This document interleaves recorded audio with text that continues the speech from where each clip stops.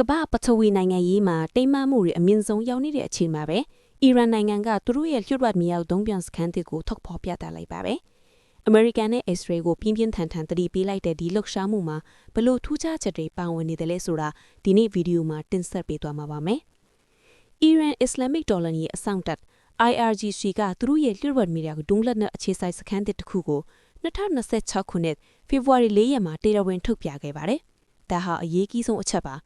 အီရန်ဟာသူတို့ရဲ့စစ်ပတ်ဆိုင်ရာမူဝါဒကိုခံစစ် defensive ကနေထိုးစစ် offensive ကိုပြောင်းလဲလိုက်ပြီးလို့ကြေညာခဲ့ပါတယ်။အတိတ်ကလိုခုခံဖို့ပဲပြင်ဆင်တာမျိုးမဟုတ်ပဲရက်စည်းလိုလင်းမြန်တဲ့အကြီးမားစစ်စင်ရေးတွေနဲ့ရန်သူကိုအရင်တိုက်ခိုက်မဲ့ချင်းကပ်မှုကိုကျင့်သုံးတော်မှာထက်ပါတယ်။သူတို့ရဲ့ပယ်ထိန်တုံးကြီးတွေကိုနီးပညာပိုင်းအရာအဖက်ဖက်ကအစစ်မြင့်ထားပြီးဖြစ်လို့ရန်သူကိုဟန့်တားနိုင်စွမ်းအပြည့်အဝရှိကြောင်းဆိုပါတယ်။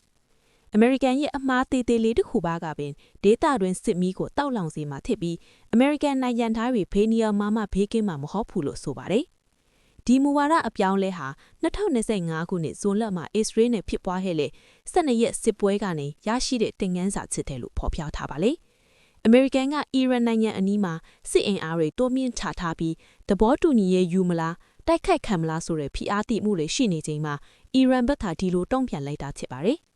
ပရိသတ်ကြီးရောအီရန်ရဲ့ဒီလိုတုံ့ပြန်မှုကြောင့်ဒေတာတွေစစ်ပွဲကြီးထစ်လာနိုင်မယ်ထင်ပါသလားကိုမတ်မောင်အရောက်ဆွေးနွေးပေးခဲ့ကြပါအောင်အခုလိုစစ်ရေးနဲ့သတင်းထူးတွေကိုသိရအောင် like နဲ့ subscribe လုပ်ထားဖို့လည်းမမေ့ပါနဲ့အောင်နော်